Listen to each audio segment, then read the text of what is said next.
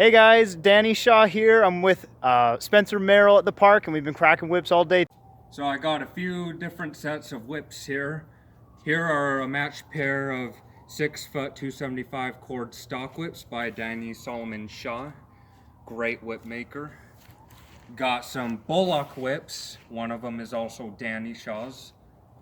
And then the last is the long whip category. And I will show you a few different moves with all the whips.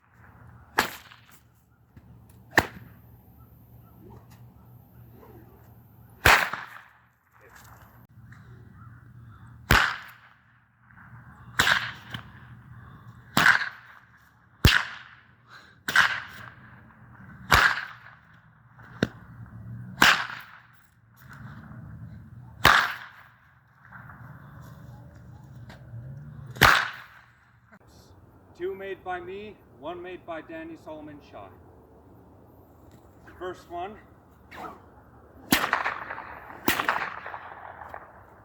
Danny Solomon Shaw.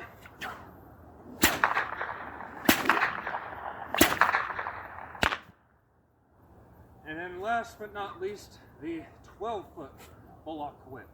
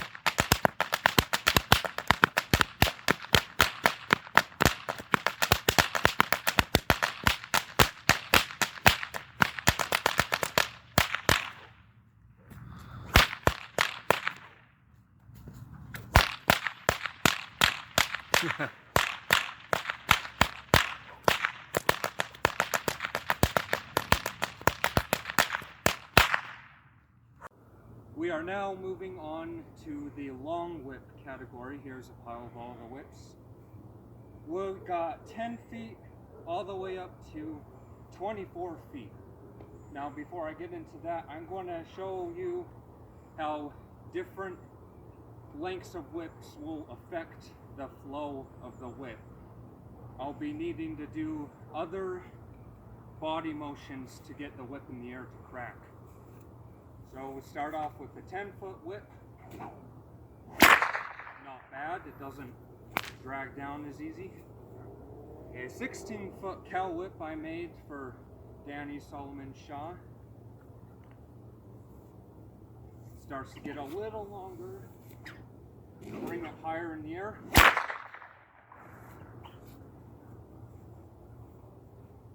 A 22-foot Christ King cowl whip. This one is lead loaded.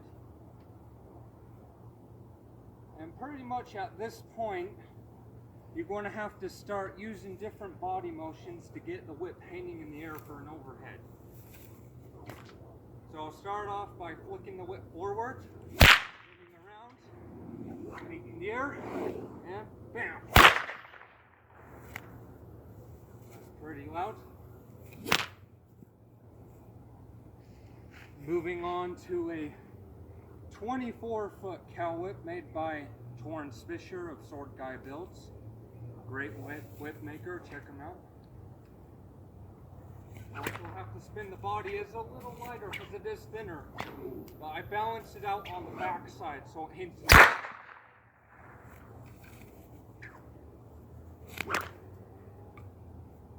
And at this point, Danny's 24-footer, which I really like.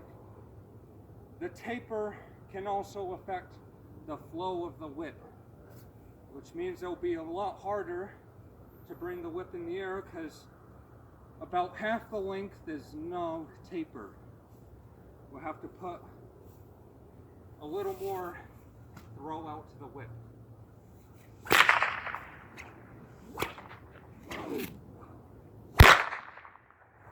See the difference? Okay. Wow, that's some hard stuff. Is the overhand flick. You can throw forward, common on most long whips. You can also do it in underhand, or excuse me, you can bring it back the full way, a full one like this. Bring the whip back and then push it forward. You can also do upper hand, cowl and calf. Or go up and down, underhand, and cattlesman.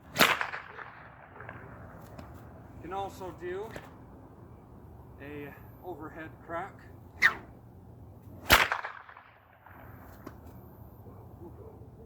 And Tasmanian cutback.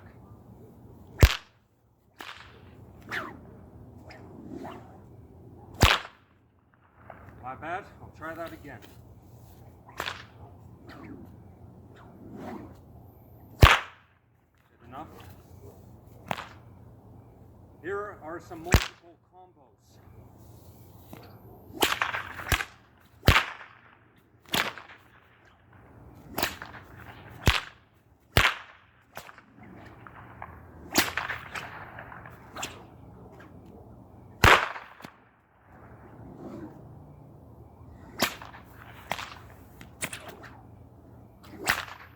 Did not look great.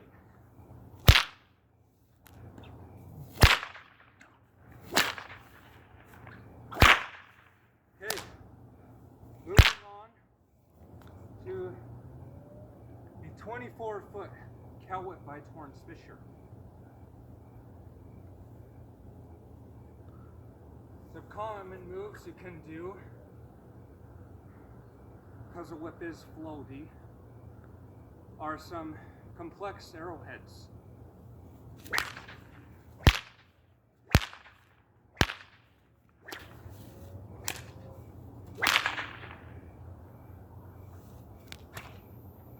So, again, overhand flicks, but this time I'll be changing different planes with them.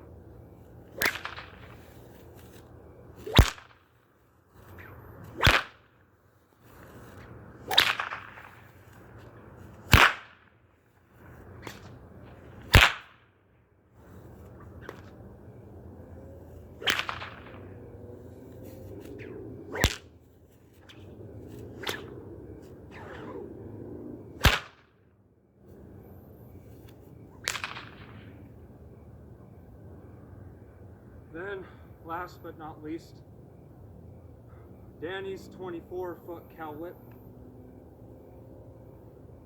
More heavy, because the taper is more slow. Is it good?